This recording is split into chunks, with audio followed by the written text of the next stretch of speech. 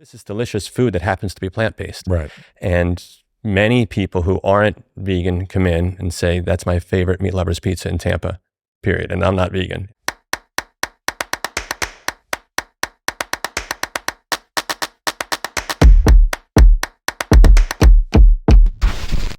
Welcome to Tampa's Table, a culinary journey. I'm Jeff Houck, Vice President of Marketing for the 1905 family of restaurants. My guests today are Keith and Jill Sedita of Florish Restaurant. Welcome. Thank you. Thank you for having us. So Keith and I have known each other a while. And if I recall, the first time I met you was when you were with Fleming's. That's correct. And there was a wine dinner. Right. And I felt like the king of the world because of the hospitality that you were showing. You're an expert at hospitality. That's not up for debate. You don't have to comment on it, affirm or deny.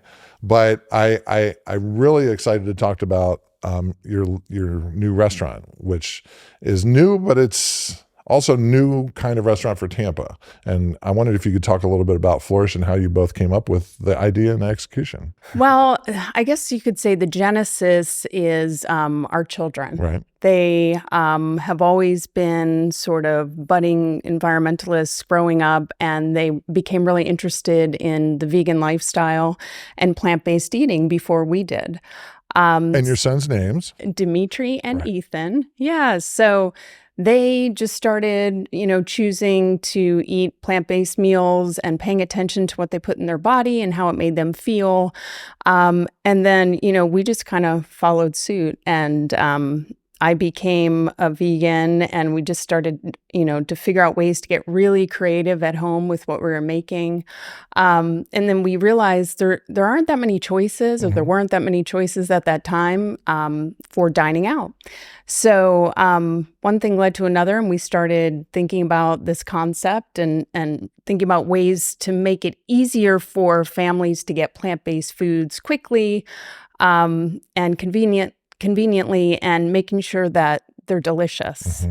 Yeah, in the quick service realm, nobody goes to the depth that you guys go to. We're definitely proud to be pioneering something as the first plant-powered pizzeria in Tampa. It's been a great journey. We, as Jill was saying, we bought an Uni pizza oven we had out back, and we fired that up. We started messing around with pizza recipes, and that sounds like terrible research, Keith. We've been making our house-made Cashew Ricotta for a few years now, and that's on so many things with stories on our menu too, which are great, and just our family recipes. Now, full disclosure, Keith and I have worked together at the 1905 family of restaurants. But like I said, when I was a food writer for the Tampa Tribune, we crossed paths. But the thing that always impressed me was that even way before Florish, you brought the perspective of, well, what do we have for the people who don't eat meat? What are we offering the full group, and not just the widest part of the bell curve? I'm wondering what you're seeing now that you're on the other side of it as an owner and operator from, I know friends who've gone and they're like, oh, the buffalo is my favorite. And they find their own place in the menu in a place that makes them feel welcome, for what the kind of eating that they do. I'm wondering what kind of reaction you're seeing. The reaction is amazing. As you mentioned, I've been in a lot of different restaurant concepts throughout my career, and I've never been in a restaurant where people will go in, they'll sit down, they'll have a pizza, and before they leave, they get up and they order another one. It's pretty cool. Or they tell us their journey, and we're not, we're not preachy in our approach in any way. This is delicious food that happens to be plant-based. Right. And many people who aren't vegan come in and say, that's my favorite meat lovers pizza in Tampa, period. And I'm not vegan. And we love that. That's like, we accomplished something there, we think. But again, they tell us their story and their journey a lot. They just feel like they have a place where they can, or if they do follow a strict plant-based diet, and they look at that menu and they have this little twinkle in their eye, and they're like, I can have anything? Like, yep, you can have anything.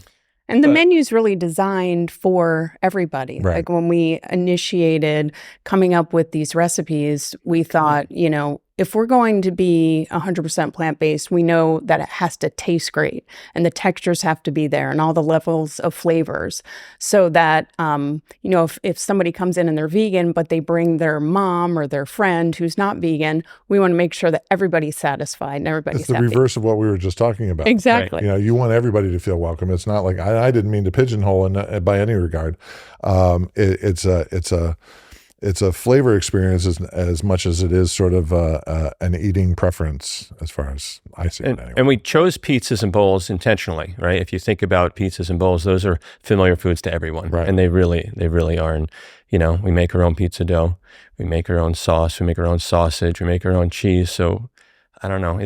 And we both have New York and New Jersey roots, so the pizza crust had to be the star of the show. You can never go home again if you don't get the crust right. Right. Yeah. Stop you at the border. Exactly. Say Newark. I heard what you did in Florida. Yeah, Newark. They'll never find you. So you worked on this concept for how long? I would say a year and a half. Yeah, formally, probably about a year and a half. And the reason I ask is that the landscape of your audience continues to evolve. So what you might have started at and what you opened at might have been two different things, especially as the economy has been, up and down, and ingredients cost whatever they cost. What percentage are, what percentage are, say, vegan or vegetarian versus other?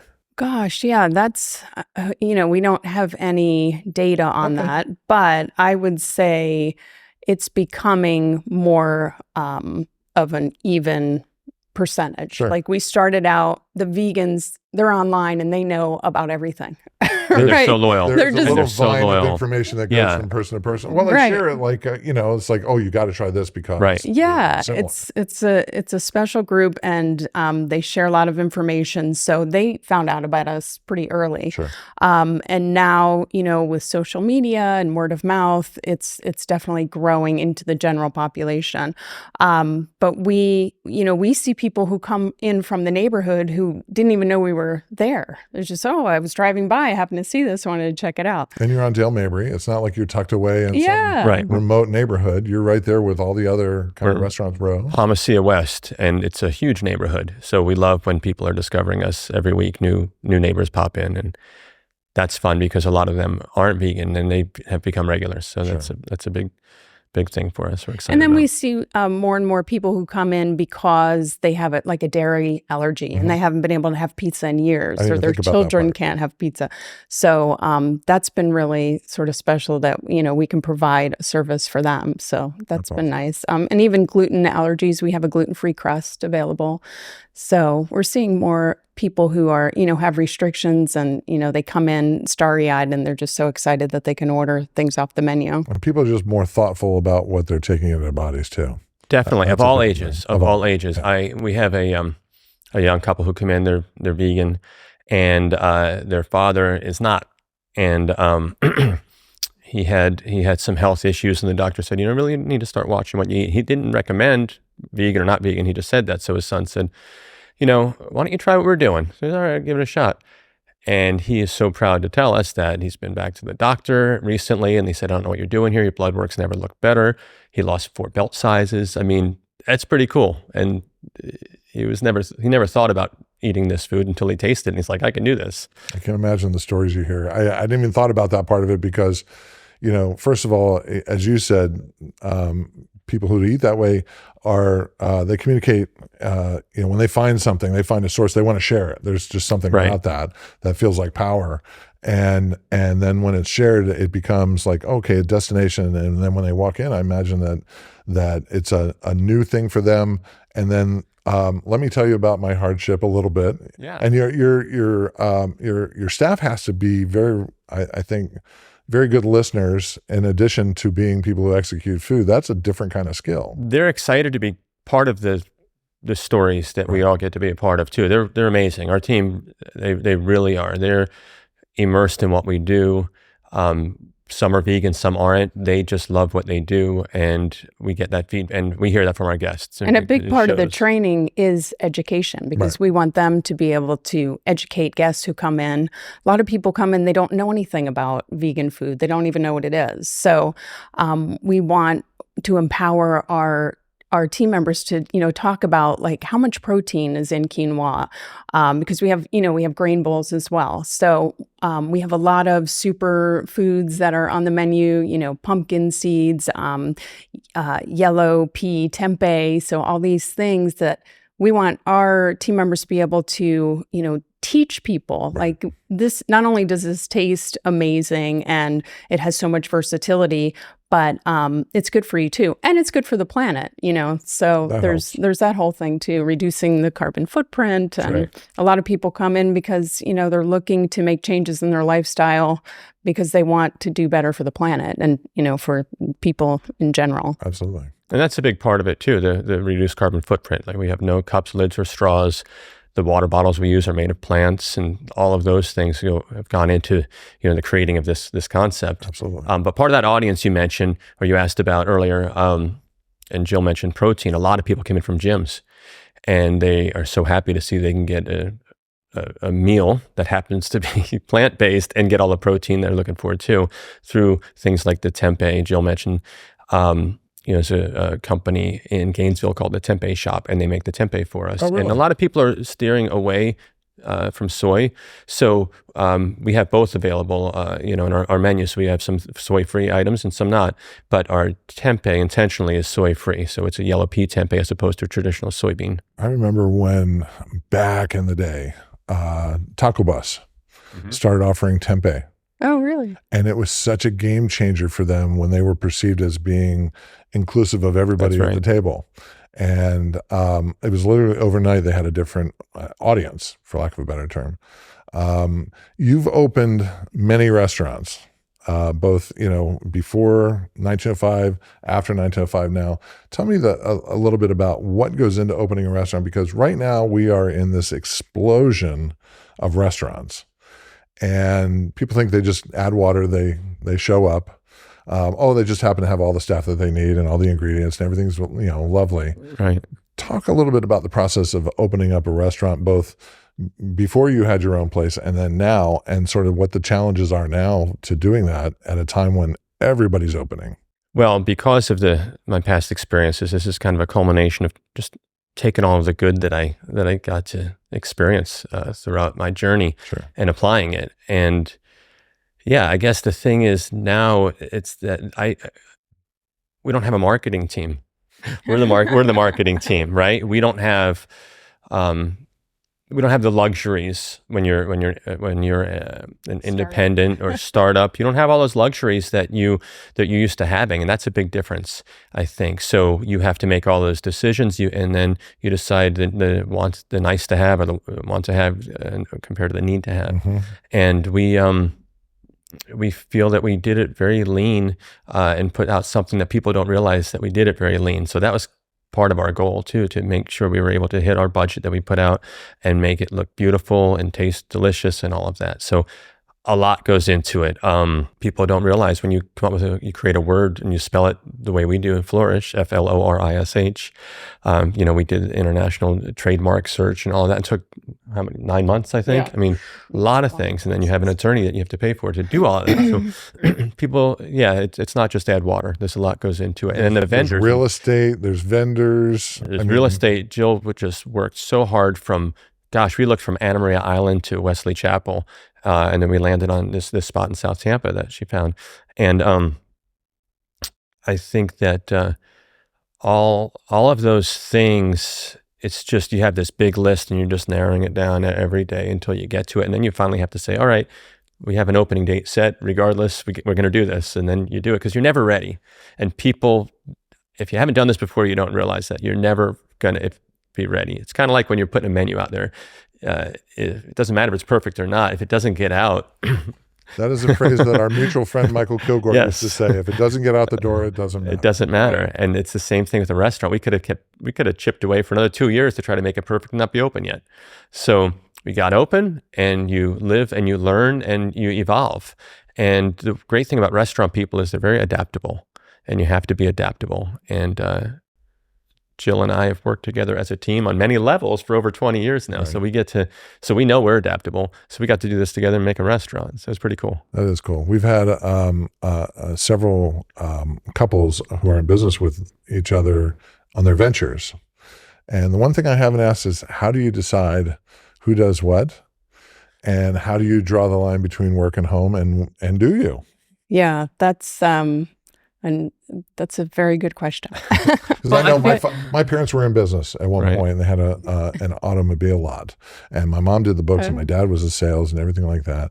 And I saw how much one infused in the other, and it's not easy. I mean, I'm not trying to make it seem like it's a hardship case with Florish or anything, but how do you decide where to draw the lines? Yeah. So it's, I think, constantly evolving, and we both came to the table with different skill sets, and we kind of know what each other are good at, what our strengths are. Like if we were both restaurant people, it would be more of a challenge. Yeah, I think so. But we have two different skill sets, so we kind of know what they are. Yeah. Right?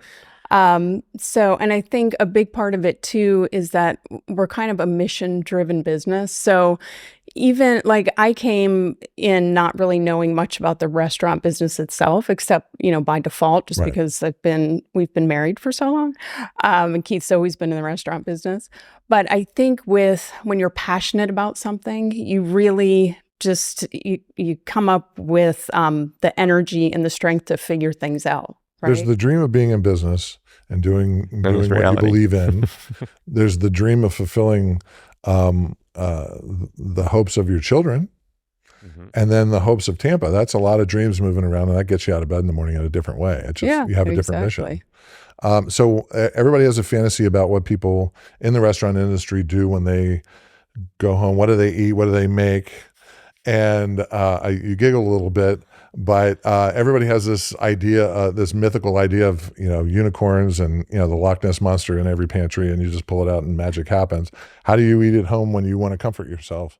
Well, it's not as glamorous as you think it is. I'll tell you what. And that's the answer that most people have given. That's right. But what I will say is our son's home from college, and we feel that it's a parenting win. This one element of our lives. He loves to cook. Oh. And he's, 100% vegan. So he will go online, find a recipe, and, go get the ingredients. And he comes up with these amazing, mostly like Asian infused. Asian, like fun stuff. Delicious. So I'm like, no, I'm not going to bring a pizza home. Dimitri's cooking. This is great. I like this.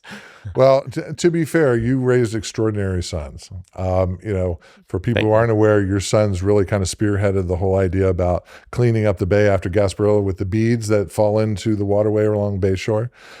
These are not passive children. So to hear that he's continuing that sort of level of interest in cooking is heartening to me, because it's like, oh, another generation gets it, So your vision for the future of Florish, and also what you see Tampa say in the next 5 years, because it was 5 years ago that the first version of Tampa's Table came out. Okay. A lot has happened. Yeah. What do you see, say, for the next 5 years, both for your brand and also for Tampa? So, first of all, it's so exciting to see what's happening in Tampa. I feel like, we lived here for many, many years, and the choices were very limited. So now to see, a lot of big brands come in, not only that, but so many independents like coming up with unique concept ideas is exciting.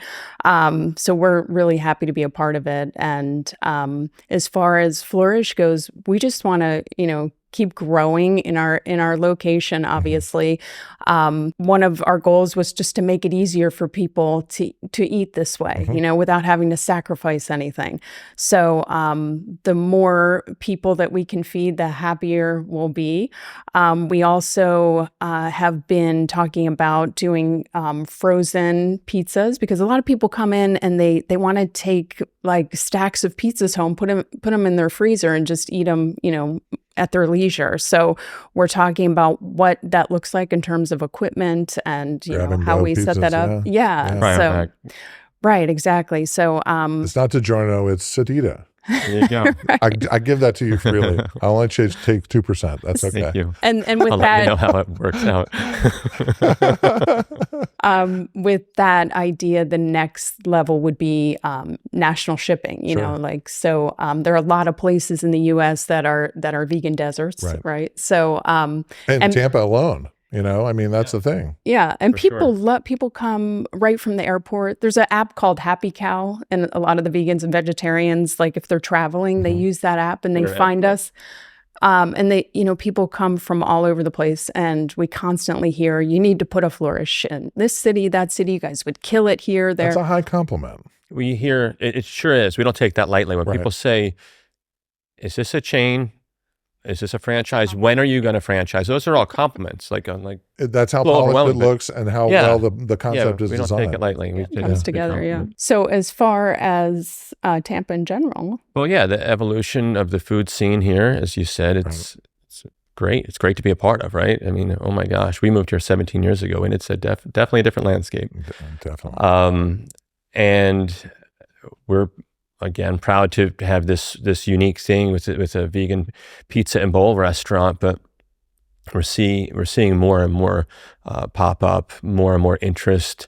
I just think that the future is going to have more diversity in the menus in Tampa on a plant-based level, for sure. I was thinking about you the other day, about both of you, because there was a new restaurant that opened in Water Street 2 weeks ago, a week ago. And I looked to see what their menu was online. And their menu was online, but it had no prices. And all it had were symbols. And I would say 90% of them had either vegetarian or gluten-free on it. And I'm like, they're sending a signal. This is worth the price of what you're coming here for. Mm-hmm. I'm like, okay, that looks like the future to me. Yeah. Where it's almost more important than what the price is, of how you're eating, how we're presenting it, and how we're preparing and sourcing it. So I hope that continues. I think that's a very thoughtful way to go through it. So would you like to talk about the recipe that's in Tampa's table? Sure. It's a roasted chimichurri cauliflower, and it's delicious, and it has texture and depth of flavor, and it's bright and colorful, and it's something that can complement. You can, if you're making tacos, you can put it with that. You can put it in a bowl. You can put it beside a protein. I don't know. We chose it because we knew, and it's not overly challenging to make at home too. So when we're asked to put something in a recipe book, we put a lot of thought into what we chose. Yeah, easy but full of flavor, great texture.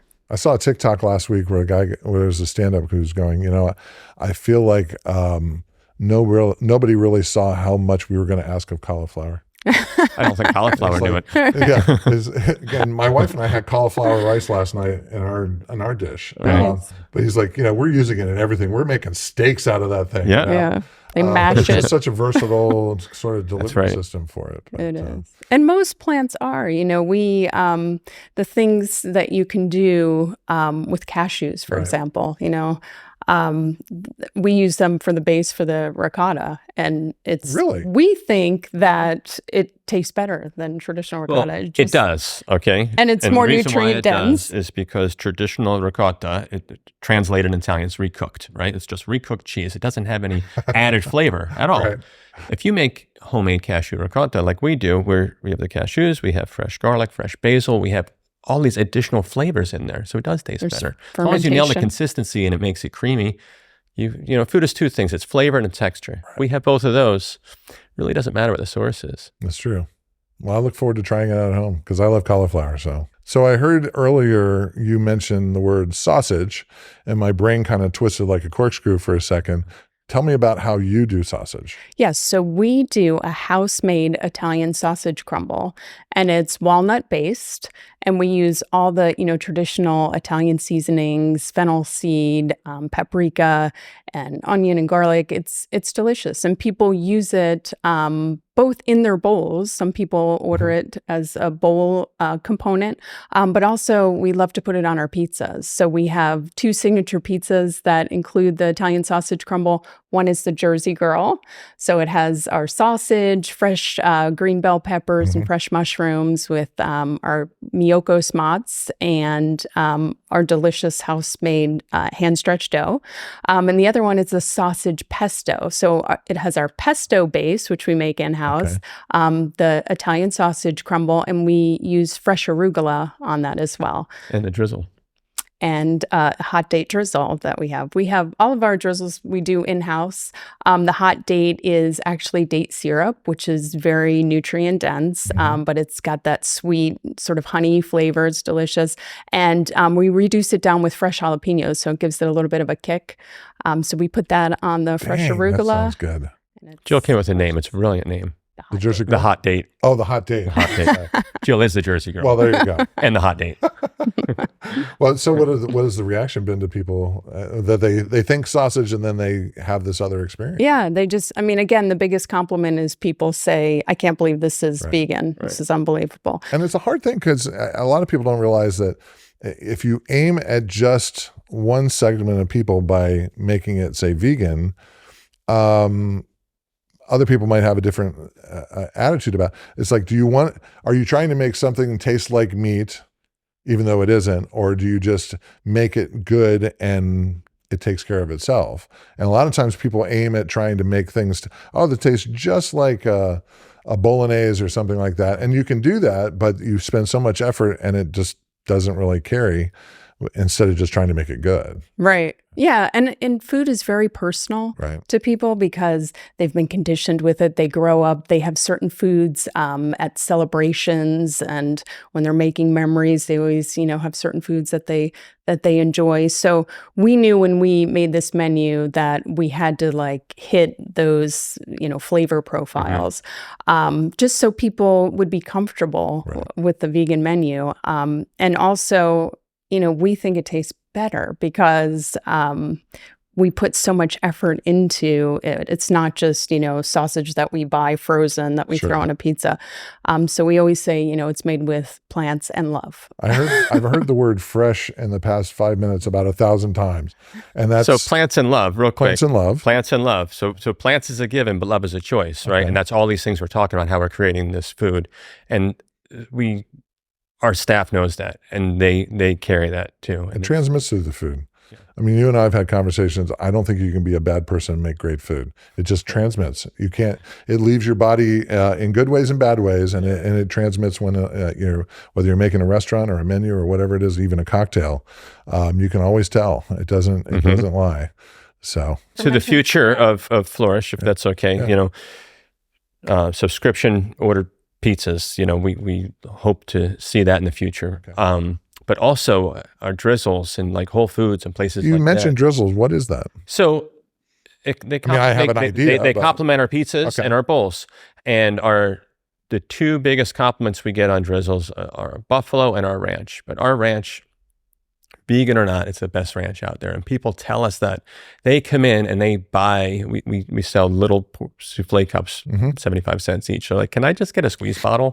So I'm like, all right, figure it out. And here's a squeeze bottle, So they love it. What makes it so delicious? It's the love. Oh, it's the love. And it's ingredients. You have to have great ingredients. We went to a restaurant not too long ago that had vegan ranch, and we were so proud of ours when we had it. It was thin, it was too much dill, and it wasn't balanced. Balance is right. It's a big word in food, and ours is balanced, and it's the right consistency. And again, people taste it and they're like, "There's no way." And people love it drizzled on their pizza or dipping their leftover crusts in the ranch. They really like it. You are killing me. No, I'm not joking. Like a minute ago, my stomach started grumbling when you started talking about we'll see you for lunch. Yeah, exactly. But I'm a dipper. We got it. Dipping is universal. But I love ranch. Ranch is just awesome. People love ranch everywhere. Yeah. We can set you up with a flight of drizzles, Jeff. Yeah. I'm looking for an IV, but that's awesome because it's it takes it out of the realm of just being dressing and makes it actually an ingredient in the bowl. Part of the experience. Why do people like eating out of bowls? I know it sounds very basic question. I think it's a comfort food thing, just to have a nice bowl of, different components that all pair well together. It's easier to eat, scoop it up and things. Because I always understood the appeal of bowls from a savory standpoint was that it kept the temperature below the rim very well and whatnot. But nowadays, it seems like people really gravitate toward that experience of this is mine. This is where I live. And they can also personalize it, right? Yeah. So we have signature bowls we have both signature pizzas and signature bowls on the menu, but you can craft your own signature bowl. So put all your favorite stuff in there and a little extra ranch. We live in the world of customization right now. We do. Yeah, we were talking on another episode with Dave Ward of Buddy Brew, and the thing that he loves about coffee, among many, is that how however people like it is the way they want to serve it. And there's so much customization and emotion, as you were talking about. You're going for some emotional connection to the product that you're producing, but people have such an emotional connection of how they like it. And that's really what anybody in hospitality should aim for. Yes. So, the fact that you have so many options is awesome. Thank you. Thank you. Well, thank you for being a guest today. This has been fascinating. I can't wait to come get a gallon of ranch. I'll be the guy by the side of the road with it like dripping down my face. And I won't tell anybody where I was, but I don't want to embarrass you. But this has been awesome, and I really wish you well with the new concept. We appreciate it. We appreciate the invitation to be here. Be sure to check out their recipe and Tampa's Table, A Culinary Journey. You can find more episodes on YouTube and wherever podcasts are found. And thank you for joining us.